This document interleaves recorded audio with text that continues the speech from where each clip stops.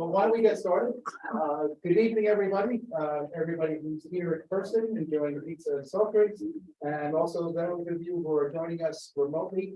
Thank you for taking time out of your evening to listen to a great talk by Jonathan Schneider. But as usual, we have our introductory slides. We'd like to acknowledge our sponsors first of all. Talk about what's new, not really much, but and then I'll introduce Jonathan, and then after his talk, I'll come back and we'll do the usual, what's coming up next month and what our friends of the Garden State Job are doing. So with that, our platinum sponsor is JFrog. They've been our platinum sponsor from the very beginning. We appreciate their support, and check them out for all your needs for Maven and all those kinds of things. So I have that correct. And our silver sponsor is Azul. And of course, they have a downstream distribution of the OpenJDK that's available.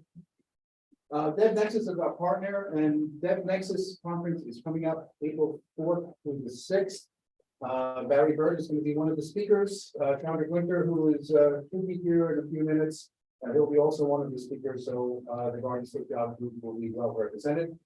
That's in Atlanta, Georgia. I don't know if there's still time to register, but check out the website. Plenty. Yeah, okay. We have our per meeting sponsors, JetBrains. We will be giving away another 1-year license to IntelliJ IDEA. So stay tuned for that. You need to be, you need to scan a code and you want to participate. And we still acknowledge the Eclipse Foundation and the Party ED. They provide hosting on Crowdcast. Let's see what under they were. So, but yeah, they provide hosting on Crowdcast, and we've used them at the beginning, and but they still, we'd still like to recognize them.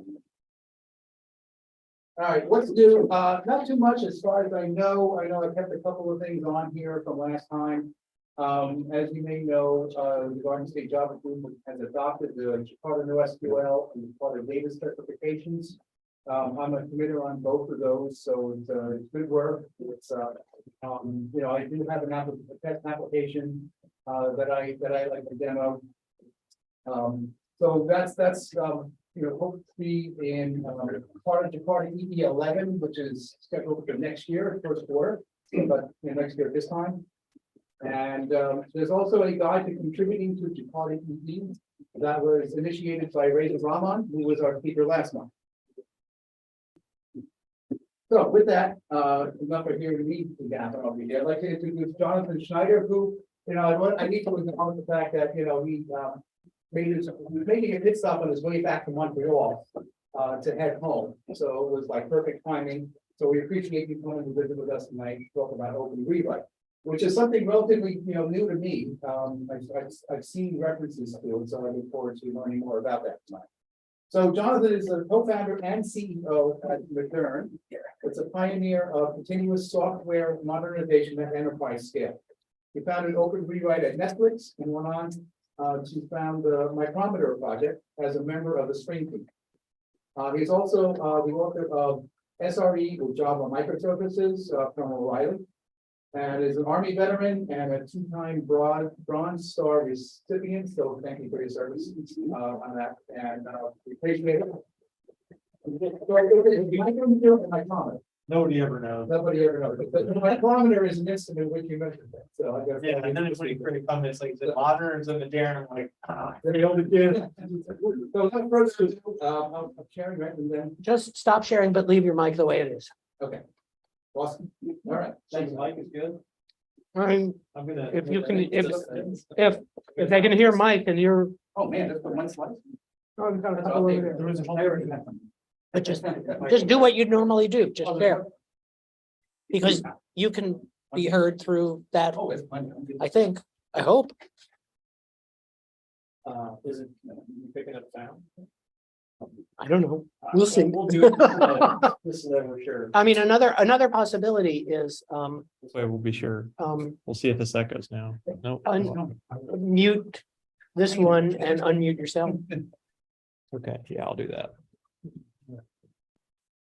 Yeah, this one's still muted, so I don't know. It may not have picked up any of the thing he said, but he was very animated for a moment there. So anyway, We'll dub it. love it. Yeah. You could say, you could put anything over what he would, say anything you want.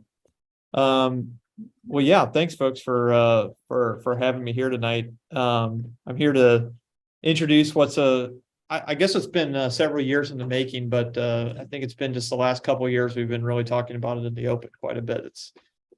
It's a topic around mass scale software refactoring.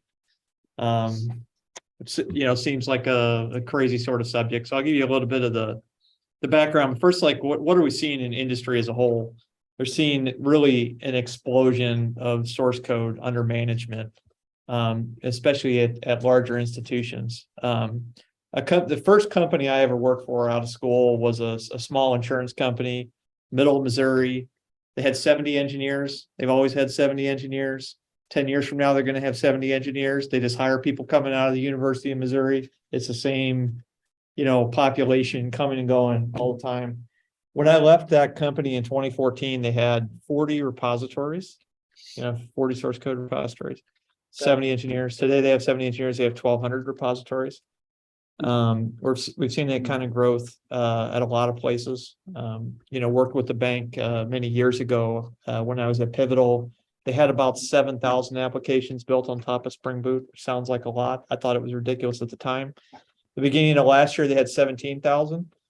The beginning of this year, they have 23,000 apps built on top of Spring Boot. So I think what is going on, really there's this, we call this now the software industrial revolution. It has arrived. We stitched together applications out of third-party and open source components very quickly, which is great. We develop customer experiences very quickly. We experiment very quickly. But it leaves us, managing a large body of code as well. So I think what happens is because, really we're all kind of, in many ways, our code bases, we work for different companies, but they're connected by this connective tissue of this open source and third-party components that we all rely upon. So I think of the poor, the Spring developer that makes a breaking change in an API and think of how many people downstream that's going to impact that one change. So there's something here that feels a little bit broken to me about the diffusion of responsibility that's caused by an API, a large sort of framework author API, party, somebody responsible for that, making a change, and then the same change has to be made everywhere that product is in use. So, I would not have come to this point, but, go forward a little bit from 2014. I had gone from this small insurance company to me at the time intimidating. I had gone to Netflix engineering tools. It's funny how I even got there. After a while being there, I asked my manager, how did you even find me? He said, well, because you contributed to the Groovy compiler. And I was like, I don't think I did, Mike. He's like, no, I think you did. And I was like, I don't think I did. But, I think it was an accidental thing. I don't know. I'm pretty sure maybe it was a discussion or something, but I don't know. At any rate, I hope I did good work for them. I was there working on engineering tools. There was as two of us working at any given time on that. We were supporting about 700 engineers.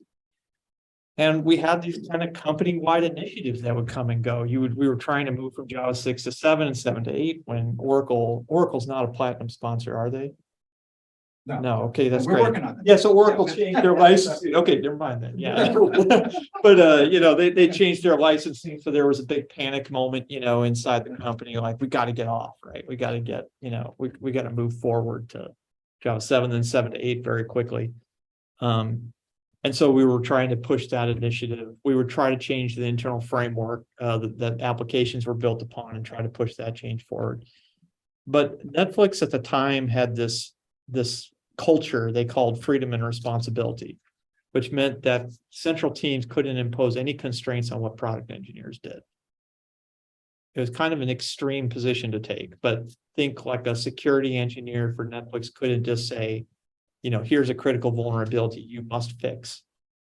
Rather, the security team needed to bear really the responsibility of providing automation that would make it easy for product teams to fix.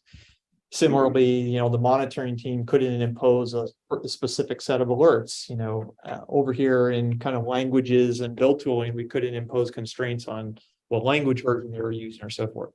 So we spent a lot of time working on reporting tools.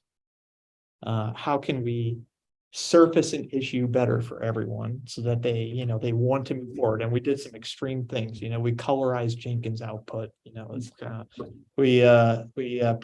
Put posters up. We even did a hack day at one point where we would detect when somebody was about to make a breaking API change, look up all the downstream products that was going to impact, match that up against into our like HR system to find photos of people on the teams that you would impact. And we automatically created a movie, and it would start with the title, "Here's Who You Heard Today." And it would fade out. And Sarah McLaughlin is singing in the background, and it would fade in a photo of somebody that, and fade out, fade in, it was like one of these AHCPA, kind of commercials. And we would just email these things out, like, to try to. And the thing is, like, no matter how much reporting we did, it did not change behavior at all. Because people, so I would go to teams, what would it take for me to help you move along? And they would always answer somewhat sarcastically, like, well, if you do it for me, I'm happy to, right? But, otherwise, a lot of business priorities, a lot of pressures on these teams that they're unrelated to what you're asking them to do. So I think I heard that enough times that we started taking that literally. What would it mean for us to build, this kind of like, for us to be able to transform the code for them? Unfortunately, we were starting at a position of extreme disadvantage because the same freedom and responsibility culture guaranteed that there was no stylistic consistency inside the organization, that people weren't using the same dependencies, the same build tooling, it was just all over the place. And so that's very unlike, I would contrast this with, say, a Google style organization, which is very top down, very like Google Java format. Every Java program will be formatted the exact same way, monorepo style, like, heavy code review culture. It's like the opposite, yin and the yang here, Netflix and Google. But it seems like, so we started building automatic refactoring there. And the basic assumption had to be that if we're going to do this, that a core component of this technology had to be that we would discover, backwards derive the style of the project that we were modifying.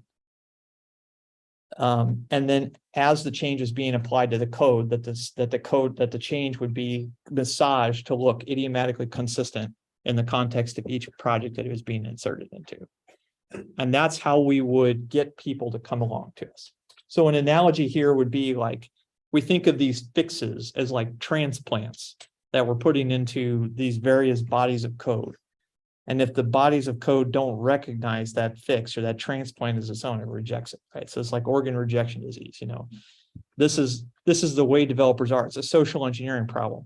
The whole tabs versus spaces thing. If I use spaces and you use tabs, I'm going to reject the PR, or I'm going to reject the automated commit, or whatever it may be.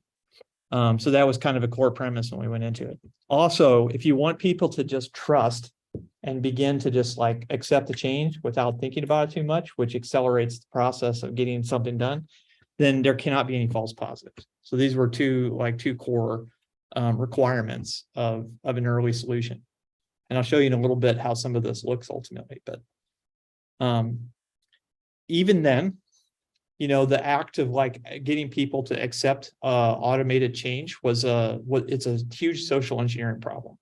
We find we have to meet developers everywhere they are. We would issue PRs. There are some teams that didn't know what PRs were. We'd allow them to do mass commits. We would allow them to log in and pull the change, push the change. You kind of put it in the IDE, put it in the build tool plugin, kind of meet them everywhere they are. That's what it means to be really an engineering tools person, is to find, to build tooling that kind of satisfies, each individual taste. Does anybody use trackball mouse? Okay, you sure? Okay, that's good. They're earmuffs, if anybody here, does, but it seemed like no matter what I would do, there would always be like 3% of people that did not accept a change. It didn't matter what you did, you know. And so, but it's good because it's only 3%, you know. So I could reach out on Slack and say, okay, I'm going to come over to your machine, you know, I'm going to come over to your desk and we're just going to do this together, right? And then we're going to get this done. And I started finding that when I would go travel to these people's desks, that they would use trackballs. It was like this weird correlation between people that would not accept a change, no matter how you prepared it, and people that use a trackball. And so I got trained. I'd start to like carry a mouse around with me wherever I'd go. And I'd show up at some stranger's desk carrying a mouse, and they'd be like, "How do you know?" And I'm like, "Well, right." And then of course they launch into the whole like speech about how it's more ergonomic, and you know, this you know, I'm going to be crippled later on, which I'm sure I will, but you know, So 30 years ago. yeah, well, it was 5 years ago, you know, it was still 5 years ago, believe it or not, but just with this one population. So I want to show you a change before we get into the details of the framework. I want to show you a change produced by OpenRewrite to give you a sense of the kinds of things that we really experience all the time as developers. And you'll probably recognize this. Not too long ago, we went from JUnit 4 to 5. You know, JUnit unit testing framework we all use. And there's these kinds of changes that almost honestly sometimes seem, oh, you're not seeing the screen. Let me fix that. Yeah. You see these kinds of changes. So they changed the, you know, the name org JUnit before, they changed it to org JUnit Jupyter API before each. So, you know, everywhere you use that annotation, you've got to go back and make that replacement. They change the assertions package, you know, so you got to go change every one of these imports, every one of these annotations. Well, these aren't any necessary anymore, so you drop these annotations. Then, you know, there's things like this that were much more structural. So, you know, you used to be able to define an exception up here on the test annotation. Now you have to use an assert throws, you put the exception here, the rest of the method body gets shoved into a lambda. And this is an illustration, I think, of where this massaging the change to look idiomatically consistent is important, because this project uses tabs. So I need to use tabs down here as I move the rest of the method body into this lambda. This might have had a space before the parentheses. Some people do stuff like that. They put spaces, you know, before and after before the first and after the last argument. So these are the kinds of things that the engine itself would just kind of do, you know, as you're kind of making this change. And then, you know, there's horrible problems like this, like import ordering. How do you group your imports? Do you use star folding? How many imports go into a star fold? If you do star folding, what is the difference between the imports that go into a star folded package versus a statically star folded package? Like there's all these little subtleties to this. And this is the framework will automatically detect these. So when you're adding and removing imports, it'll make sure that the change winds up looking like what this project would have been configured to do. And I think the reality of what we face right now is that we just have to make this change then, you know, thousands and thousands of times over again. And it's not fun. So, you know, Phil Webb, the Spring Boot author, spent a month doing this for Spring Boot and then took a vacation afterwards because he's exhausted. And it's tedious, right? This one is particularly pernicious because I mean, I honestly love JUnit 5. I think it was a great thing. I'm glad they were able to innovate forward.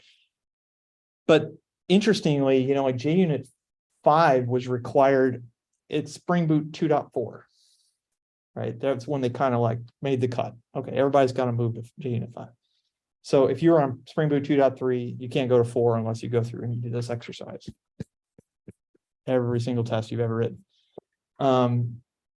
Then there was a critical Sev remote code execution vulnerability discovered in Spring Boot 2.3 rather. And they didn't fix it until 2.5. And by the time they discovered that 0-day remote code execution vulnerability, Spring Boot 2.3 was end of life. So they don't go back and patch it. So here you've got this like 9.8 CVSS vulnerability that can only be resolved by, well, you can't just bump the version 2.3 to 2.5. You got to go change every unit test that you ever wrote. And those are been really frustrating. If you think about that bank I was talking about, 23,000 apps times how many unit tests have they written per, it's gonna be a large effort. So anyway, I think hopefully that's enough of the background behind this kind of thing, and why we do it. So OpenRewrite itself, what is it? This is an Apache licensed refactoring engine.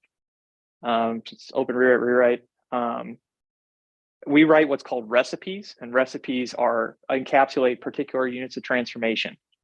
This is largely a rule-based system, although we'll show in a little bit the relationship that this has to generative AI and how that's also a tool that we can plug into this as well.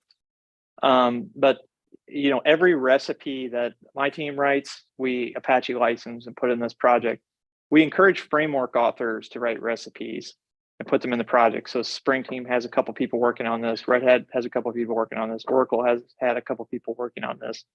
It's the idea here is we really need to change the narrative. If you break it, you fix it.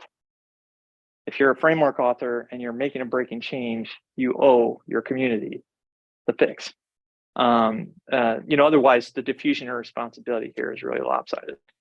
So OpenRewrite itself is based on, and let's go back to compilers class here. It's based on abstract syntax tree manipulation.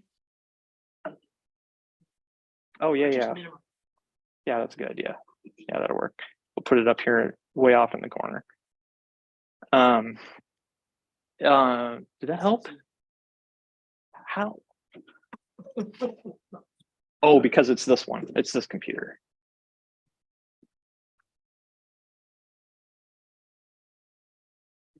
There we go. Perfect. So this is based on abstract syntax tree manipulation. So does anybody remember their compilers course? Maybe not. Yeah, so we've got code as text, and what a compiler will do, it will tokenize that text. It's basically reading it as a token stream. It's going to tokenize that. It produces something that looks like this, which is just like a tree, and that tree will contain, it will have, for example, this method declaration is a tree element. And then this if statement is a child tree of that, method declaration, actually a child of that block method, a binary expression, the two parts of the binary expression. So this all just gets built into a big tree. The compiler does several phases here. So it takes a syntax, it builds an AST. Then it does a phase called type attribution where it goes through and it tries to calculate for each of these nodes, what does C mean? Well, C is an integer in this case, so it'll add a little piece of information there that C is an integer. And so it goes through and adds all that information. The compiler's abstract syntax tree is optimized for producing bytecode. That's its goal. So before you get to the point of type attribution being done, all the comments, all the white space, everything is gone because it doesn't need it anymore. Its mission is to produce bytecode. So OpenRewrite will take the compiler and actually guide it through the first two phases of compilation and then stop it. Don't go any further. It will take the internal representation and it will map it to an OpenRewrite abstract syntax tree, or what we call a lossless semantic tree now, that has all the type attribution information, but it also goes back and scoops up all the old formatting, the white space and comments and so forth, and sticks them on the tree as well. Adds a bunch of other semantic information to the tree, like the get provenance of the thing, all the dependencies that were available at the time the compiler was running, all the types that were in those dependencies at the time the compiler was running, and stuffs this all into one big tree. And that's what we base our work on. When we were able to basically print that tree back out to text in the other direction, and because we've kept the formatting of the original code on the tree, the representation is idempotent. You can go from text to tree and then back to text without losing any of the formatting information. And we use that formatting to, of course, calculate how we should style a change as well. So the whole process is really just about making edits to that tree to perform the kinds of manipulations that we want. So these are recipes. Recipes are built using the visitor pattern. We're going to see these in a little bit. You can think of visitors as like an event-driven mechanism where you can say, I'm implementing a Java visitor, and you can visit a method invocation, and effectively you're going to receive a call to that method every time a method invocation is found anywhere. So you don't have to think about the way everything's structured. You just kind of respond to particular types of code. And maybe it's helpful to see one at this point, because this is a lot. We're gonna hop over to, maybe let's just like hop over to an IDE, and you'll see what some of these look like. So here we could create a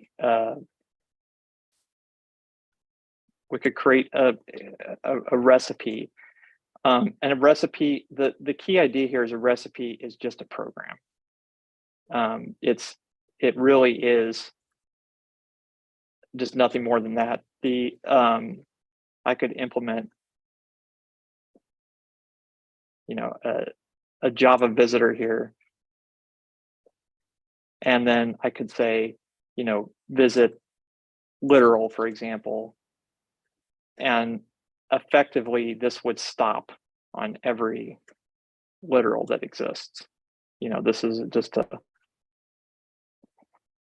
a literal right here. Let's go to see what the test harness looks like. The test harness is kind of a curious thing. Let's go to garden state test right here. This implements something called rewrite test, JUnit 5 or JUnit Jupyter API test, right? That whole thing. We have a way of specifying here just test code. Like I'm going to say class test here, int n equals 0. Notice that here, the IDE even syntax highlights the string that we're using for a test, and the IDE will help you autocomplete inside of the string.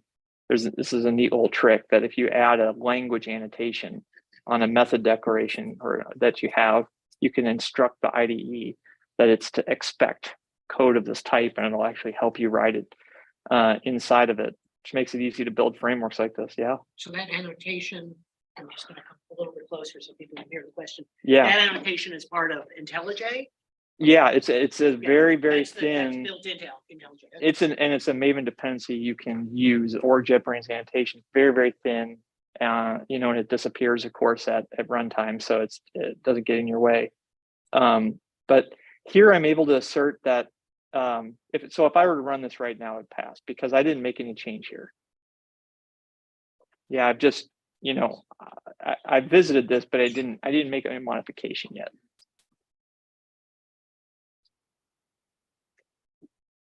You just got to wait for the build.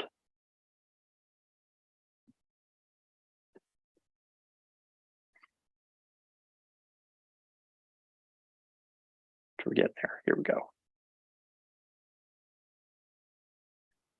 So everything's good right now. Nothing changed yet. But I can also assert that something changes. So let's do this. Let's change this to 42 here. And if I run this right now, so this is kind of like the test is saying this is the before, this is the after that I'm expecting. You can see that this failed. And you can even do, if you do the assertion comparison, the IDE will actually show you a diff view of the difference. And you see, I was expecting 42, but I only got 0. So let's go over to the recipe and actually make this change. We can say, L.with value 42 to with value source. It's going to be 42 like this.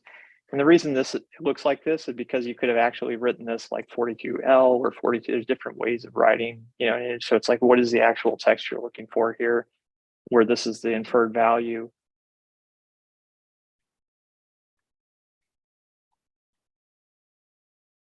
We'll run this again.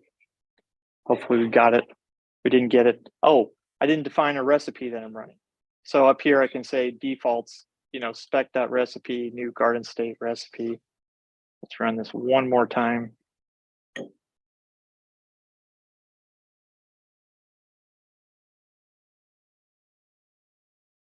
Still didn't work. Gotta love demos. What did I do wrong? The description. Oh, I shouldn't have. Yep.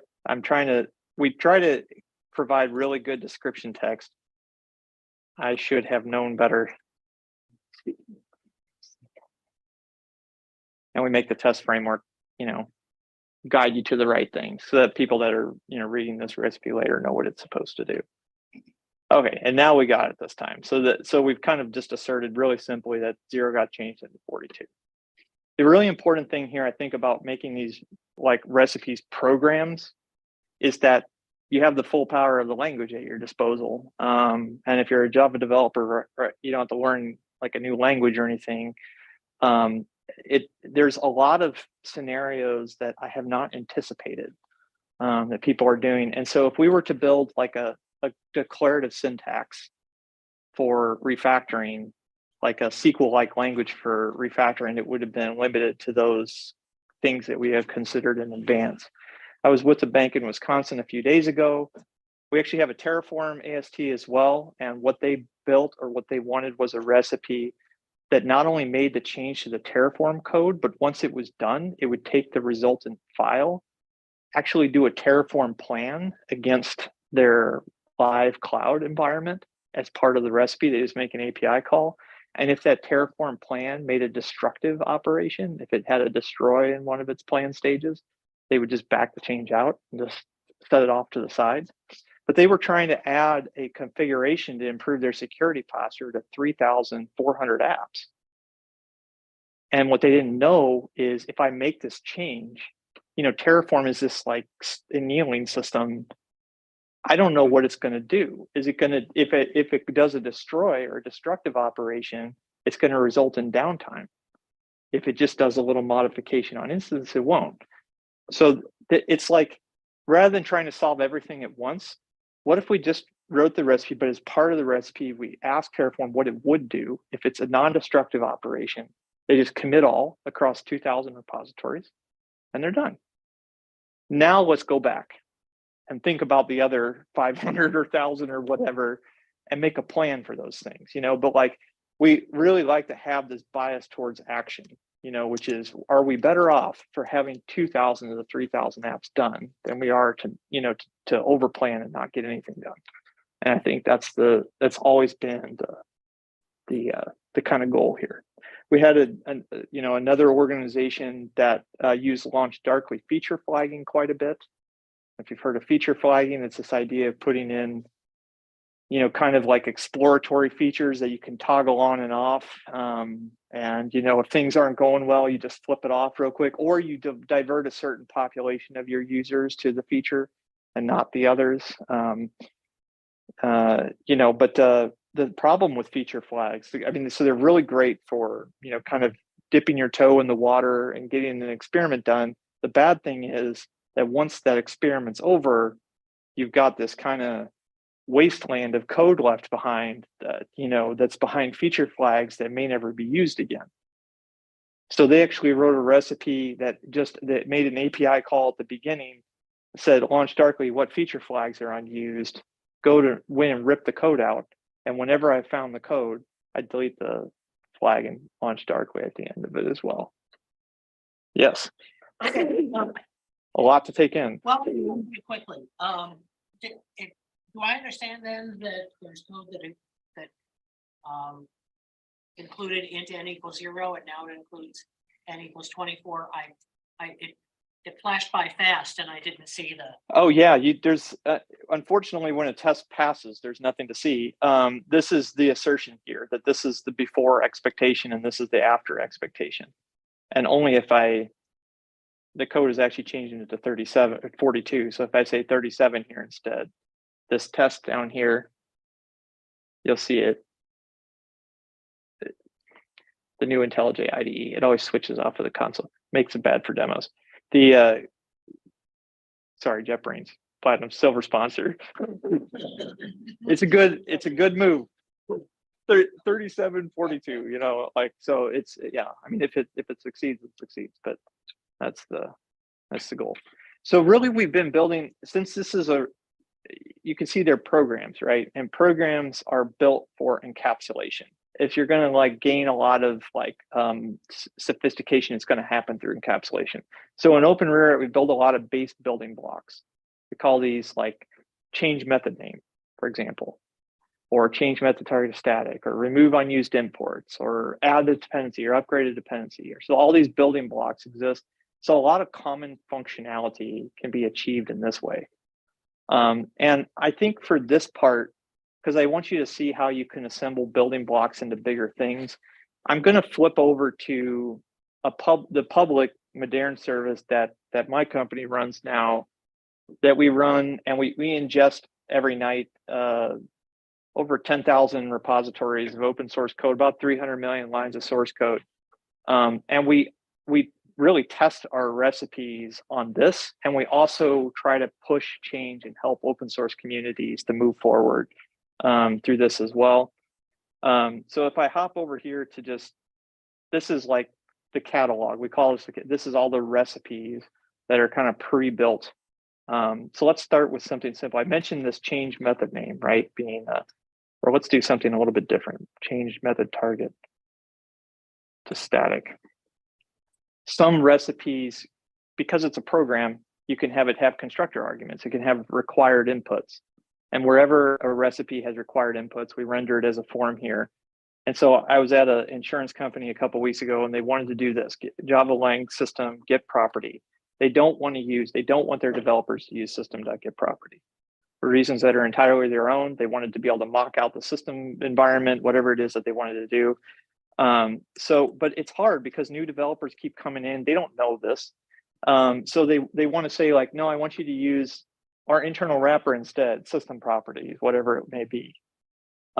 So here I was able to construct this goal, like I want to move Java lang system get property to my internal wrapper. I didn't need to know anything about the visitor pattern or anything like that, because it's been kind of a base building block has been encapsulated. So let's suppose we wanted to do this. Let's sure we'll match on. And we're going to run this on just 51 repositories in this case. And so here we're able to pull these abstract syntax trees into memory on horizontally scalable worker nodes. And we're able to make that change very quickly across, the hundreds of millions of lines of code. I found this accurately system.getProperty, replaced it as system properties.getProperty. And the goal here would be that I would take this and I would commit all.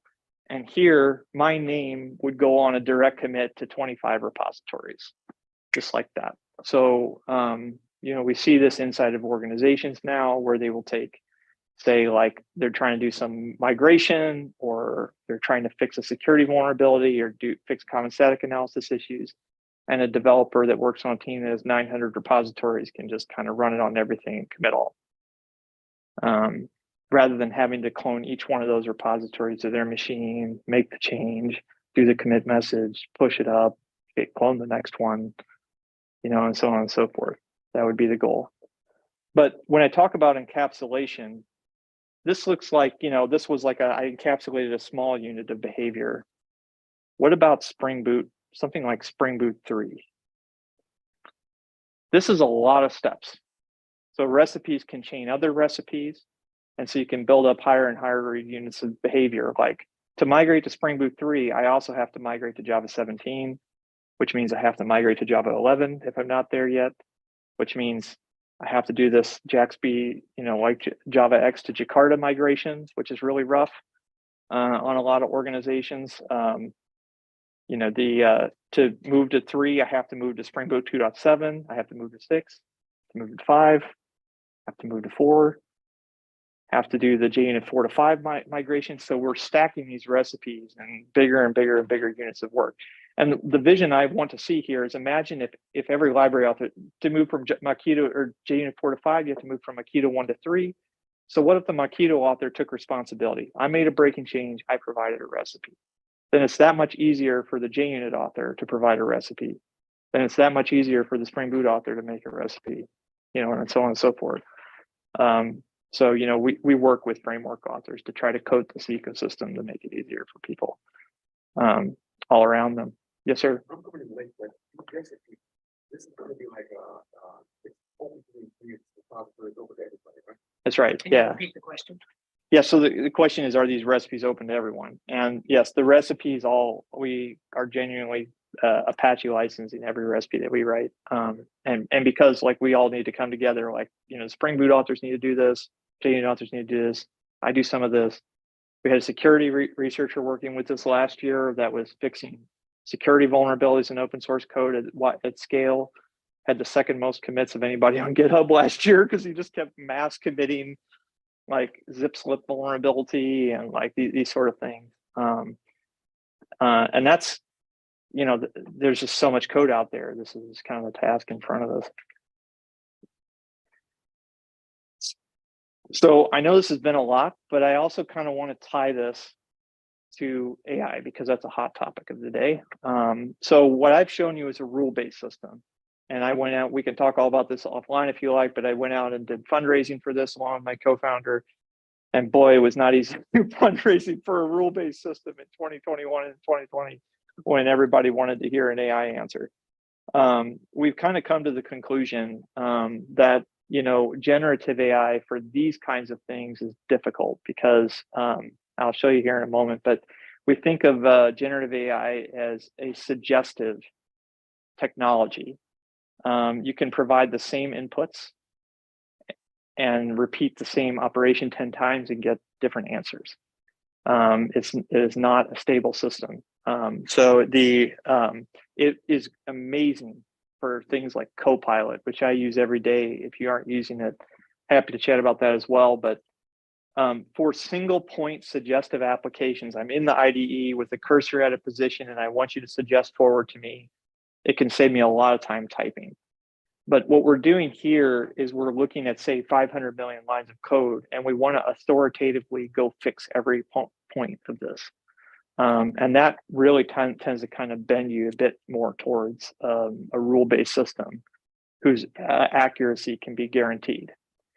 Nevertheless, we tried it out. They really can cooperate together. So here's an example of a recipe that I'll show you the test first so it makes sense. Where if you have a switch statement, you want the default case to be last. Just stylistically. So we actually integrated here with OpenAI's one of their edits models that would allow us to provide two inputs to an AI model. One, it's the sample of code that I want to change. And two is a human prompt that says what I want the model to do. So we felt like this could be interesting because I could actually blend the two together. I could write a recipe which had a visitor, and I could do some very minimal work to identify a switch statement that has a default case. I don't even check whether it's last here. This is a potential point of edit right here. This is a possible place. And so I take that switch statement, and in our little OpenRewrite generative AI editor, which just calls OpenAI on the back end, I provide the switch statement as it is, and I provide a prompt where I say, rewrite this switch statement where the default case comes after every other case. So I have this test over here, and I have a repeated test annotation on this, so it would just run 10 times. And what I found to be really fascinating, if I ran this, it would succeed about 7 out of 10 times. Which is surprising because it's the same input. I'm not even looking at a different case. I'm not even looking at a different switch. It's just these models, their behavior changes over time. So there's a measure called temperature, which is another input to the model where you can put a temperature from 0 to 10, I believe, and 10 permits the model to be creative, and 0 says, don't be creative, just do what I tell you. We had turned the temperature all the way down to 0, so it's telling it, don't be creative, just do what I tell you, and 7 out of 10 were correct. So this is an interesting space because so we came back here, when we look at the 3 things that fail, sometimes in addition to moving the default case last, it would also put this case 1 ahead of the case 0. I don't know why. I didn't ask it to do that. It did what I said. It did move the default case last. It just did other things too. So we found this to be most effective when we treat this like a petulant child and say, don't reorder any other case statements. Don't change the labels on any other case statements. So you kind of follow like the positive statement with a bunch of don't do this, don't do that. You know, it's like somebody trying to use the letter of the law to get, you know, go around you and do something you're not asking for. So you really have to spell it out. This is called prompt engineering, of course, this whole discipline of how do we creatively influence what the model is going to do. With this, so I went on like this. I don't even remember what the other ones were, but like I got to a point where it was like 91% of the time it was right. We did keep this editor in the toolkit because I feel like there's a trade-off here. If you're going to have to go edit 1,000 locations in your code base over, say, 700 repositories, but the recipe would be very difficult to write, it may be easier for you to use a prompt and accept that you have to do a little bit more review work on the back end, but have the recipe easier to develop. So I think it's this trade-off between, if I develop the recipe wholly as a rule-based system, it'd be guaranteed accurate. I don't need to review, but I may spend a lot more time. So, you know, you just kind of like evaluate that trade-off. For recipes that we put in the framework, they're intended for reuse over a long period of time. We will never do this, but it's just one of those things that's interesting out there. And on the topic of AI, I'll give you one more example to kind of just so you can see where different applications, I think you'll see where there's interesting applications to other related domains. We have in recipes now a mechanism called data tables, which means a recipe, in addition to making changes, can also emit column or data in an arbitrary form. So it says, I want to emit these columns, and it just emits rows of data. We use this to do like search related activities. Well, I'll give you an example. Like somebody asked us, could you produce a recipe that would just produce a list of all the third-party licenses in use? Well, the AST has the list of all the transitive binary dependencies in use. I know everything about what was on those POM files and, you know, in the Maven repository, so we know what all the licenses were. And you can just have a recipe go over every dependency and just emit a row for every dependency in the license that was in use and aggregate it together into one form. In the platform over here, what that looks like, if I were to look at an old recipe run, like this migrate to Spring Boot 3, there's always data tables associated with it in the end. And you see where, you know, I can just download, say, like the source files that had results as an Excel format, and it just aggregates it across all these repositories they ran over, and I get this data set out of it. At any rate, there's this interesting example where sometimes our recipes failed. And so we had to emit a data table every time we threw a stack trace. We actually keep a stack trace and emit a row. And then, you know, we built this table, you know, we used a Jupyter notebook in this case. This is a big data tool. I think you may be familiar with this. You were talking about this Python type stuff earlier, pandas and all that stuff. Yeah. So like the Excel format that got dumped out of the recipe run is taken in. Now, just remember, I have a row or a big table of stack traces. And, you know, we've looked at stack traces, and if you're just looking at a bunch of stack traces, you kind of know like, oh, it's the same thing if you're looking at your logs, but like the stack trace can be slightly different depending on, you know, the inputs and exactly where it blew up. But you as a human kind of recognize it to be the same failure, right? It's like the text can be slightly different, but you know when it's the same. So how do I achieve the same result? So we took every stack trace and we used a different model. So when we think about like OpenAI or one of these AI-based systems, it's not one thing. It's not just ChatGPT.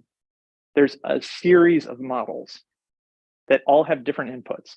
The one we used earlier was edits, and an edits API had the code example that I wanted to change and a prompt. The embedding model, you give it a piece of text, it gives you back 5,709 floats in a vector. It doesn't mean anything to us. It's just a bunch of numbers. But those numbers are really useful because they're in 5,709 dimensional vector space or whatever, the things that are most similar to one another will be closer to one another. So we can take just the list of all these vectors that we've got, these are floats, and we can use very simple techniques. Simple in that they're encapsulated for us and we don't need to know how they work. You just need to find the code sample once. And we did k-means clustering over all of the stack traces that we found. And then we used another thing that you don't really understand the math behind, but TSNE, which reduces the 5,000 plus dimensional vector space to 2-dimensional vector space so that we can plot it. And here we have like all the stack traces that are grouped by their similarity to one another. It's really kind of interesting. And then go one step further. So we've used the model, the large language model once here, which was just I give you a stack trace, you give me back numbers. And the second thing we'll do with it is to say, now that I've created these clusters, this is where we'll use a chat-like interface to say, what do the following errors have in common? Here's an example of the error. You tell me what the theme is. And the output of this model would be cluster 0 theme. All of the errors are caused by a type mismatch between the expected type and the actual type. So it'll look at all the stack traces and it'll produce what it feels like as a summary of the error that you encountered. And this is really, I feel like, interesting because when we're in a recipe here, now just imagine the use of this for impact analysis of all sorts of different kinds of things. Like I'm here in a visitor, I just wrote a thing, on the plane on the way in, which is like, given all the string literals, go find me all the SQL statements that exist. Now run that across 5,000 repos, right? Like now, classify the usage here in some form, and describe to me what applications are doing what with data, so these are the kinds of like applications I think that are really interesting these days. Yeah. Mm-hmm. Yeah. Yeah. Repeat the please. Yeah. No, it's not that side of these. Oh yeah, for the microphone. You're wanting to use this to fill in the taxonomy of a set of categories that you've identified. That's right. I have a taxonomy. Mm-hmm. Whatever we. Yes. I have a taxonomy. And I'd like my codebase, my inventory, to go through this, so I can figure out which is my code or whatever component in it I'm after. Okay, fits into a given category that I sent. That's right. And what's important here, I think, is that it doesn't need to be perfect. That's where, I think it's a human machine interaction in this case. We're saying like, you just try to summarize it so I can understand it more quickly, but I don't expect you to be perfect at this. Good enough, whereas with a refactoring operation, good enough isn't good enough when I'm gonna just trust a mass commit over a bunch of things. So yeah, really interesting. I think hopefully you see that just what you saw in this call right here. You don't need to know much. You really don't need to understand anything about how the model works. The math behind it, the technology behind it, how it's trained, it does not matter. There is gonna be a bifurcation of skills here. The people that know how to write models, the people that know how to operate models, and then people that know how to prompt them to get things they want out of it. And so this skill of, like I was saying, like talking to a child, or you're like, do this, don't do this, don't do this, don't do this. That's a skill in its own right, and one that I think is worth, really considering, especially for younger developers. I think it's gonna be a pretty essential skill going forward.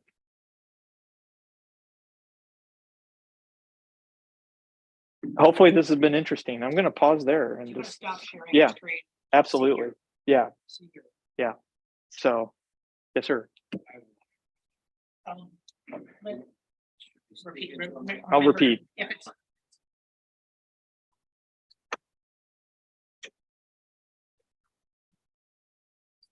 Unfortunately, it's on my ear. But I wonder if this would work if I unmute this. Except then you have to mute yourself, right? I'll stop my. So I I think have we're a okay. a few questions. The first one is what languages do you support? All the Yeah. examples were Java. That's right, yeah.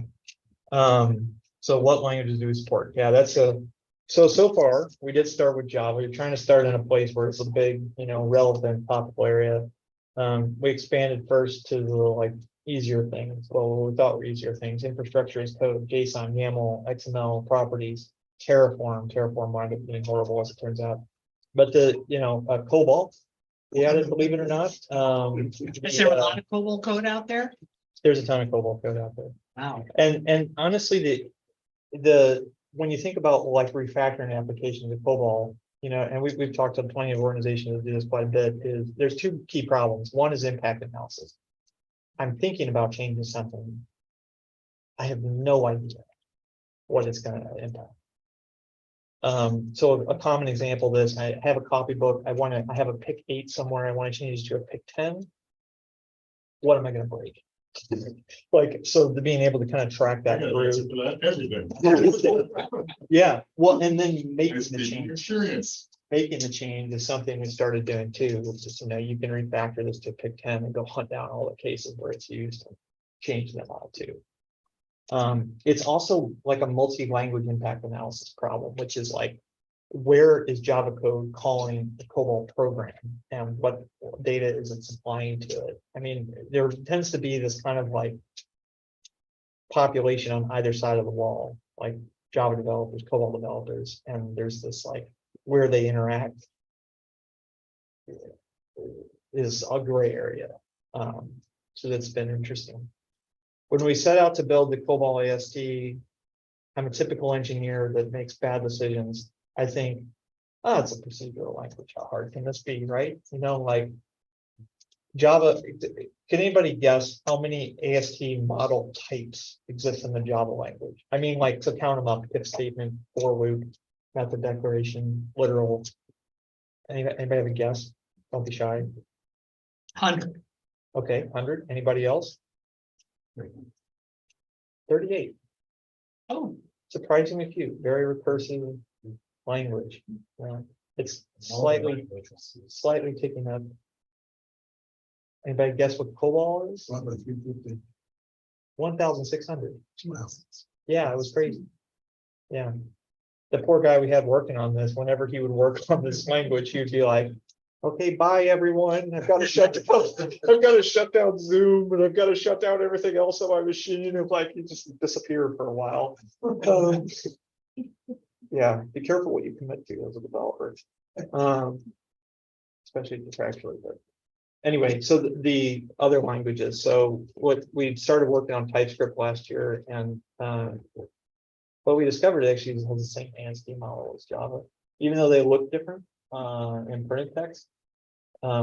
It kind of makes sense in a way. They're kind of C family languages of sorts, with very similar flow control and so forth. And so there was just like a 99% similarity between them. And what that's led us to do actually is, as we're working right now on Python and TypeScript, which we have to have done by June 1, they both extend the Java model. So some of the recipes we've written, like change method name, are actually interchangeable across those languages in what we call a grammar island of self-similar languages. But there's like multiple islands. So COBOL's on its own. Java, Groovy, Kotlin, Python, TypeScript, .NET are all on one island. Terraform's on its own island. People say YAML is just JSON. No, it isn't. It's on its own island. And that's kind of where we are. So I have 5 million lines of cucumber texts. Yeah, cucumber. Like Ruby cucumber or Jet Java, yeah. And a lot of A lot of tables there. Yeah. Yeah. Very good. Groovy cucumber, Java.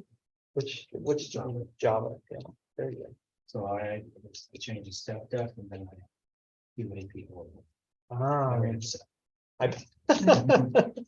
Yeah. Yeah, so very doable. But is it doable for you, or is it doable for me? There's 8 brand I new was people I thinking had. using Antler, Yeah. parser generator. Sure, of course. To do something like that. Yes, exactly. Yeah, so the difficulty there is, most grammars that, supply animal parser know to skip white space. And so you do have that destructive change Yeah, I when you don't- modify on that level. So you would open But, would be a really good but our fit for stuff that. has no comments, so that's not. Even then tabs and white space get blown away and blank lines and things of that sort. But it would be good for that. That's enough for me right now. Okay. Sure, yeah. Yes, sir. So, how does this compare to IntelliJ structured search and replace feature? Yeah, so IntelliJ structured search and replace is what I would consider a declarative syntax. Yeah, so it's a templating mechanism. There's a bit of it's too much to show now, but there is a bit of a templating mechanism inside of OpenRewrite as well. And I think on top of that templating mechanism, like you could take the actual literal text of IntelliJ search and replace declarative and map it to this imperative base. I think I like to do unpopular things apparently. I really strongly believe in like having that has to have an imperative base. Like it needs to you be able to just escape into whatever random flow control you want. And upon that, you can always layer declarative syntaxes. You can always layer, quick shortcuts for the things that you want to do. But if you start the other way around, you're bounded by the limitations of that declarative syntax. Another example would be like Combi as a search engine for text. You could take Combi language, bind it to a rewrite visitor. You could take the sendgraph language, bind it to a rewrite visitor, but you can't go the other way around.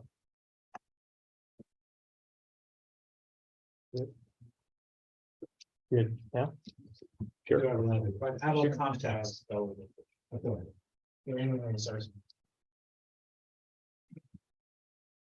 Get Get close, exercise. get close and talk loud. Okay, how about context? So for instance, I have a ton of XML and properties Hmm. file. And so it'll be for Absolutely. channel XYZ, we want to use JVM this. And for channel 12, we want to use a different JVM, and we have thousands and thousands of lines of this.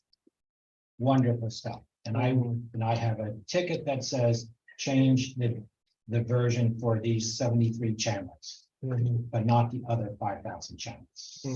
So Yep. can you help me?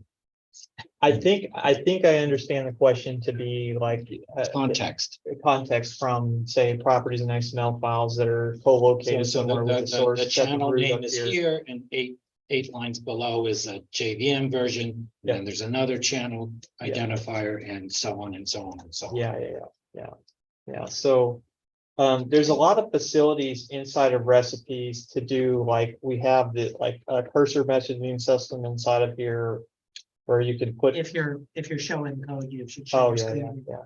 You can, put. I'm in a literal here, but I can put a message on the top level, element and say, like, I found some things here, There's a whole mechanism too, where here the visitor is designed to operate on one file, but there's an alternative syntax here where you get to see all of the source files in the repository at once. And so the typical pattern here would be that you would kind of iterate over all of them, collecting up some, all names that I found or something like that. And here you could say, Java ISO visitor, I'm just going to make something up here. It doesn't matter. That is it.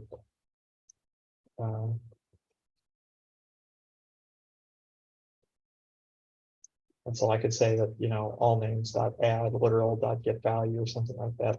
And then I could take a second pass over it here and make modifications based on the context I discovered here up front. Divide and conquer if you have context. And we put what's called markers as well. This is actually Olga's idea, co-founder.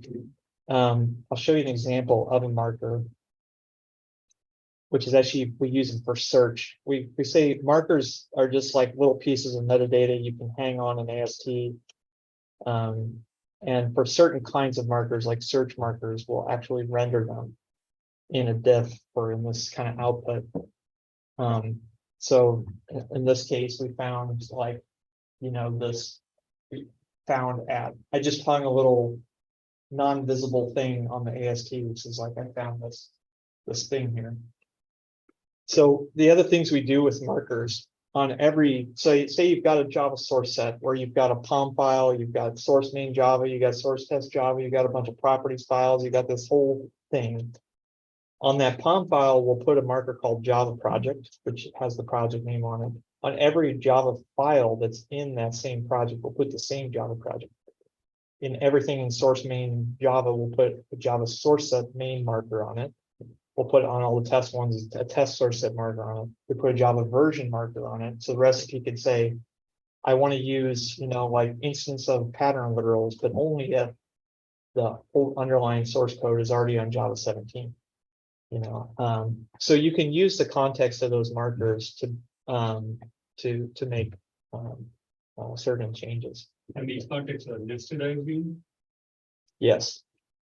does that sit on in memory or is it on the file system or you index it and store some?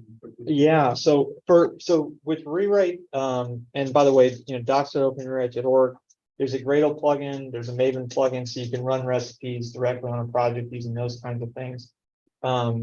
We have a CLI coming out as well, but when you use one of the built tool plugins like Maven or Gradle, we actually put the AST in memory and the whole thing runs on the in-memory representation.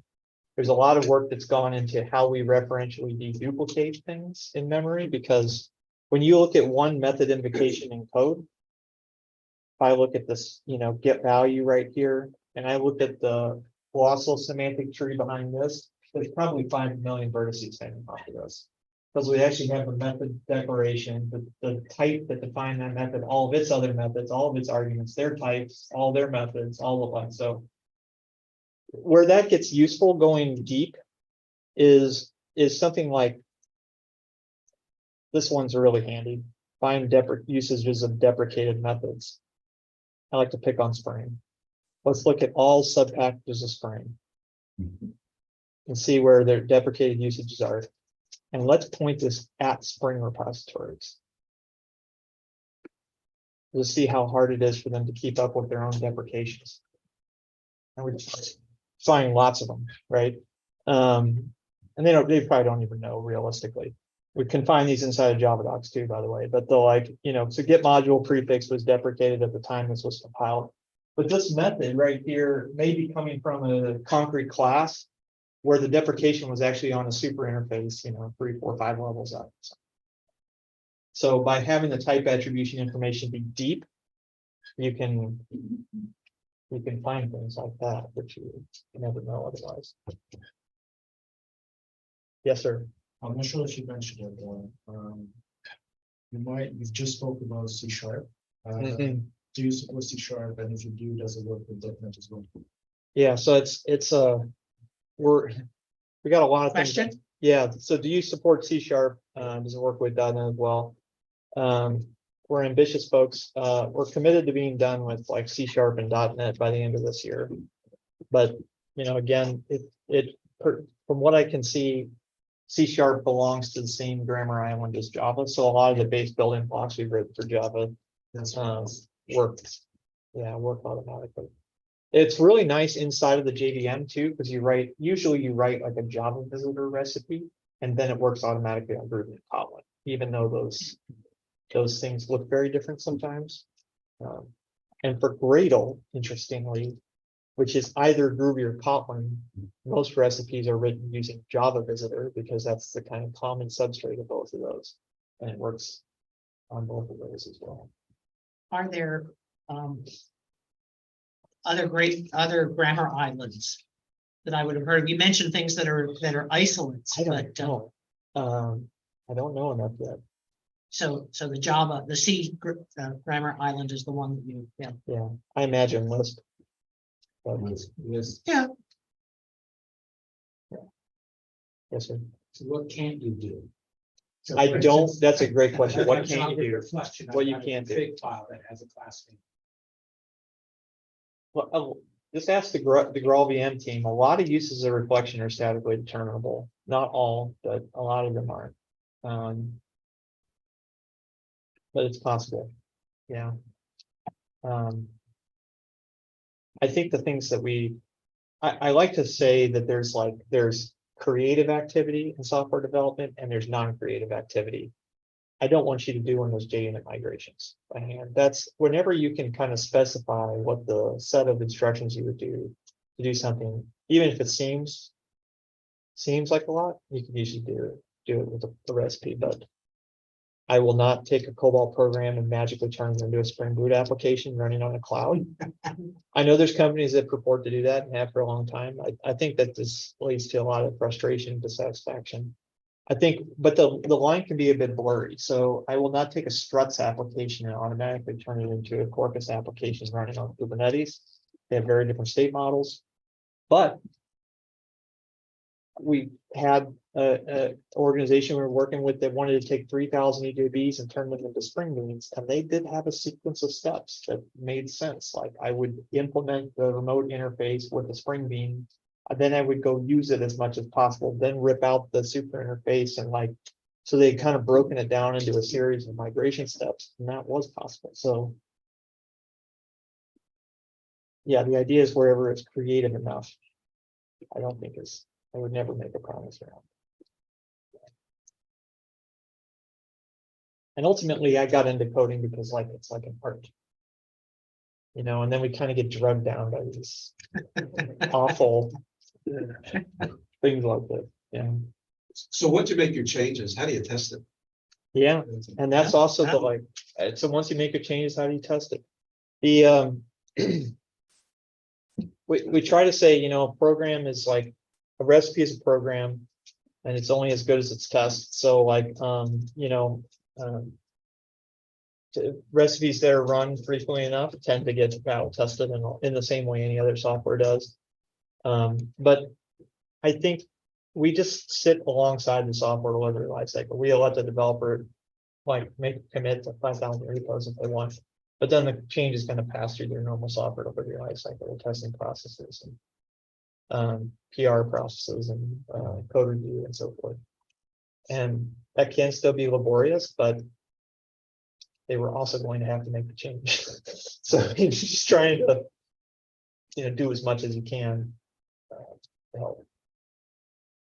Yeah, that's a good question. I'm sorry, I can't wait, but the question is this tool more focused on technical debt? Or is it focused on technical debt and something? Yeah, the question is it technical debt or technical debt and redesign? And this is part of our challenge as a company is how do we cast ourselves, It's I don't know. I'd say it's broadly, 3 different categories, like modernization related activities, which is part redesign and part technical debt remediation, impact analysis or search, which is a necessary component of a lot of those efforts, and then security. I think the thing about security, actually I'll show this example. This one's fascinating. We have to do SOC 2 type 2, so we have our own vulnerability promises that we make. And I was digging into OWASP dependency check a little while ago, which a lot of us use for dependency vulnerability checking. And I was astonished to find that the data source that underpins that from NIST, the government agency, is about to disappear next quarter. And I was like, what? Like the data feeds, they're turning it off. And so I was like, oh, so I went to the Maven plugin, greater plugin that I use, and the author is like, I don't have a plan. Like, what? I know much larger organizations than us depend on this. So what are we going to do? So we looked at various data sources. I took the GitHub advisory database, which is Creative Commons for commercial use now. They've gone through and actually enriched the data a lot. You can just download the whole dump. Anyway, I took that entire database with the recipes and programs, so I can just interrogate this database. And I've got information about all the transitive dependencies. So I should have been running this instead of talking. But I could just run this on Spring's portfolio, for example, and see that Spring Starter web services brought in Snake YAML, which has a high step vulnerability right here. What I like about this is it's not just a report of the vulnerabilities, it contextualizes it to the place in the POM that actually introduced it. And then, of course, we have Maven and Gradle dependency remediation recipes that could be used to automatically fix some of these things. So the data table that goes along with this, we mentioned data tables, like you can emit column or data. In this case, I'll download this one. This is, so it winds up downloading an Excel spreadsheet, which is just, whatever columns that particular thing emitted. And in this case, it was information about, the every CVE group artifact version, and if there's a fixed version, what the minimum fixed version would be. The severity, the depth, was it a direct dependency or not, et cetera. And so if we just scan through this, here's what I think is interesting. It's like, took me a bit to get here. Look at all these. All of these, 2.9, Jackson. Jackson is known for deserialization gadget vulnerabilities, always will be. Not a fault of the author, it's just how it is. The high set vulnerability, because it's remote code execution, it's ugly. But this app would be fixed if we just moved from 2.97 to 2.9.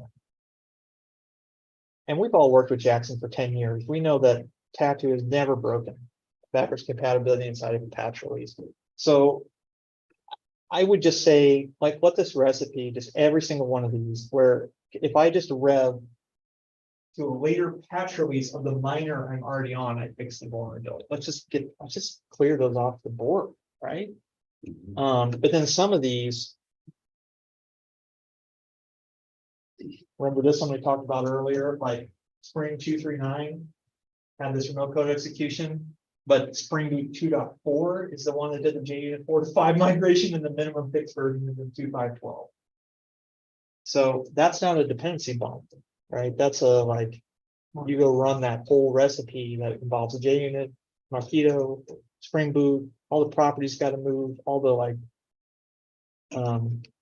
so I think that there's a real important security angle here too, which is there's a lot of organizations are just not getting it done.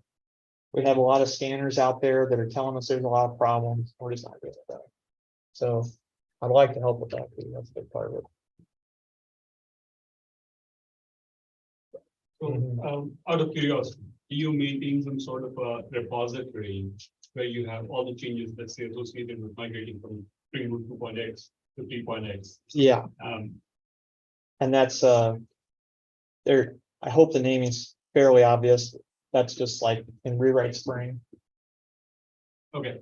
And just Apache license all these. Of course, this depends on the JUnit 4 to 5, which is in rewrite testing frameworks, which in turn depends on So I mean, there's several repositories in play, but yes, sir. I just want small. This is all we Yeah, all the recipes we write are open source. And if you're thinking, are you crazy? I am genuine about the recipe itself being open source, because I really believe framework authors, if you break it, you fix it. That really should be how it is. I think where we come in and survive as a company is there's just a totally separate technical problem, which is take that recipe and execute it now on 1.5 billion lines of code and mass commit it. And so we call that like a data warehouse for code. You saw I was able to do that quickly over here. That's what we do inside of Cluster. But if I have like this project, Totally. Just take the Maven or Gradle plugin and just go run it. Yeah. Or 10 projects or any number. There's no real limit to that. So this is the source code, what a bomb file would be to Maven dependencies.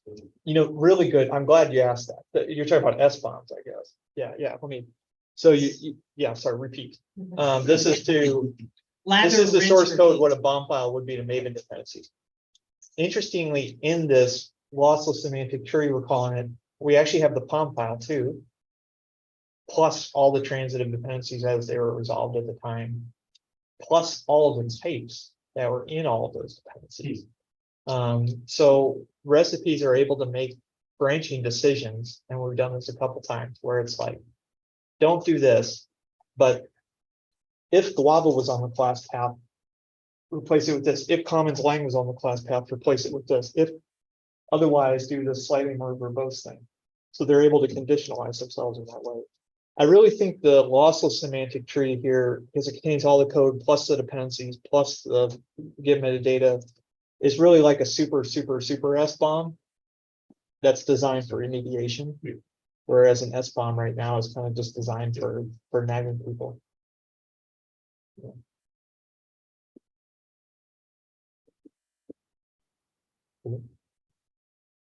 Surprised there's not more AI questions. That's all right. That's all right. Very good. I hope this was interesting. Thank you for. Thank you.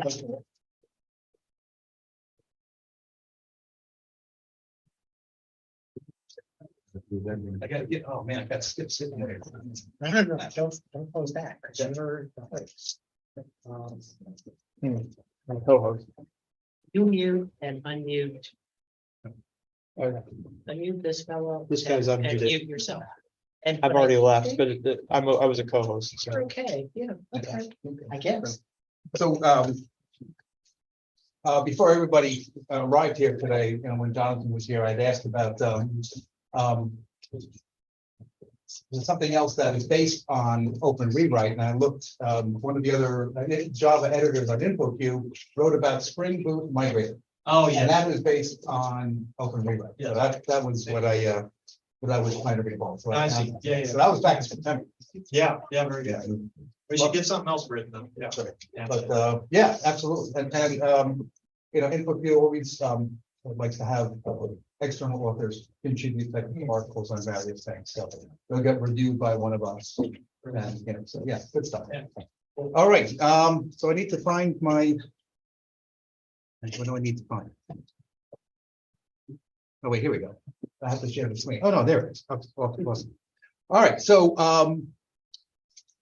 let's talk about, let's do this first to keep some time here. So are you doing screen sharing on that machine right now? I think so, yeah. Or someone, Not just to the, but also in Zoom. oh, I don't know.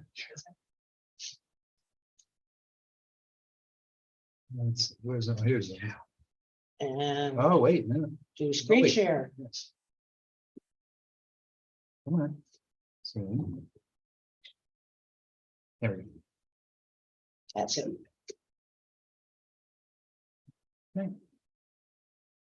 Good, sorry about that. Okay, so you know, I'm gonna give everybody a chance to scan the QR code, enter your name, and email address.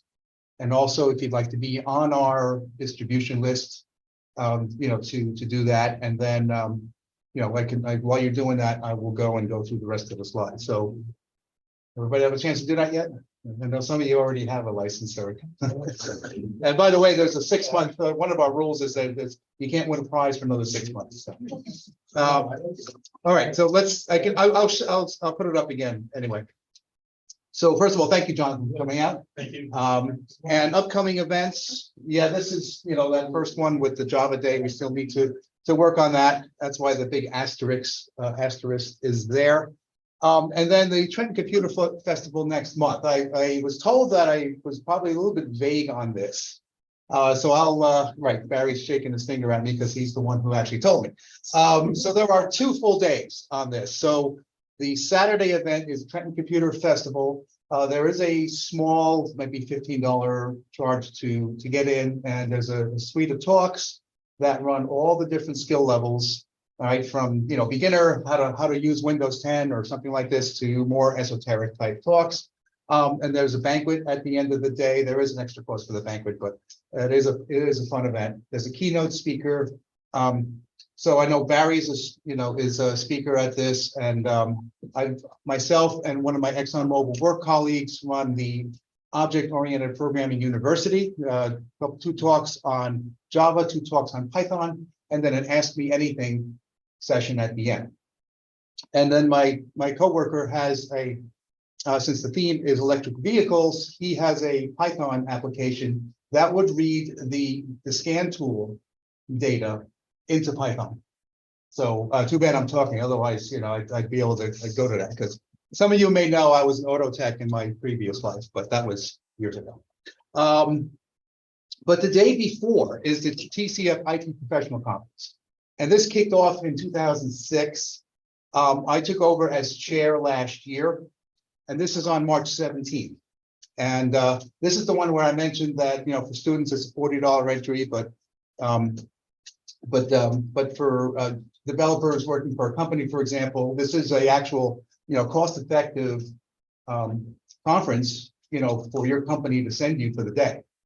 So there's a bunch of talks on there. The URL is the second one there. You can go there and take a look. And, and there's a networking lunch involved, and I think there's a breakfast in the whole thing. So, but anyway, so that's the difference between the two. So, and again, for students, if you want to come check out the College of New Jersey, it's a nice campus. We have a bus that's going there. Oh, okay. And we're paying students way in. Oh, there you go. Cool. That's right. I think that was mentioned last month. Yeah, that's awesome. That's awesome. So, yeah, so that's the deal with that. This is again, March 17th and 18th of next month. And then we do have Cameron Purdy, who was with Oracle at one time and has his own company now, but he'll be here on the 14th of March. I'm still working on getting an abstract and a title and all that, but we look forward to having him here with us. And we're still, as I mentioned last month, there are some, it's been quite difficult to get scheduling this year so far, but we have Matt Rabel for October tentatively. I think that's not quite 100% set in stone. We are trying to get Rustam Mamandaros. He'll be here in town from the Netherlands the week of QCon New York. So we're trying to maybe work with the New York Java SIG and have him speak as a combined, two Java user groups there. So that's kind of the plan I had initiated with Frank Greco. So stay tuned for that.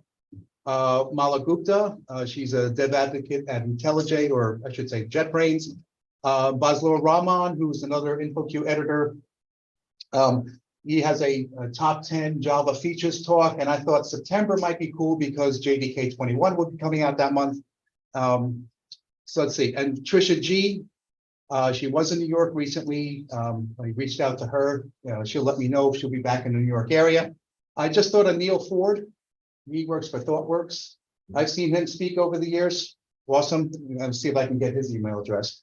And then Mark Heckler, who was supposed to be here last month, hopefully be coming out a little bit later this month. So those are the speakers we have that we've been working with and having discussions with them on visiting with us. All right, let's see. And then the New York Java SIG is also meeting tonight. So I'm sure there's a YouTube, right, if you wanted to see. I hope so. Okay, I hope so. I gave Gene all the instructions. There you go. All right. So, but yeah, take a look for that on their YouTube channel. It's Goodbye to Docker Files and Kubernetes, and so that's been going on tonight, right now. The Chicago folks have a spring GraphQL talk on March 9th, and that's the URL for that. The Atlanta Jug has a talk by Neil Ford. That's what sort of reminded me on architectural foundations. And then the Philly Jug has Tim Spann, who is actually a speaker at the TCF IT Professional Conference. When I meet with him next month, I'm going to see if we can have him come up here. He's a local guy. He's in Hightstown, New Jersey. So, should be pretty easy for him to get here. So he's speaking at the Philly Jug middle of next month. All right. And there's the giveaway. Did you want to check the form, or we do the random giveaway if you want to do it? We'll do it afterwards. We'll do it afterwards. Okay. So one last chance. Any other questions about what we do? Any questions for Jonathan? John Lee? It is. Oh, okay. Okay. So I was gonna say, we had all four directors here tonight and one of our advisors. So, yeah, good stuff. So we're planning on doing some more Java and education stuff. We're trying to potentially get on the Java Community Process Executive Committee. So And then we're, of course, we're involved in the micro profile working group. So we are busy. So. But if that, will advise the winner of the IntelliJ idea license. And with that, No picture of beer? oh, wait, of course. There, okay. Yes, that's tradition here. It's a, I was wondering. Yeah. thank you for reminding me. Mike's giving it up. Yeah, don't say that so loud. Now, those of you who know me well, I'm a craft beer aficionado. So yes, I like my stouts and ales. So, anyway, thanks again for coming out. We'll see you on March 14th and have a good rest of the month.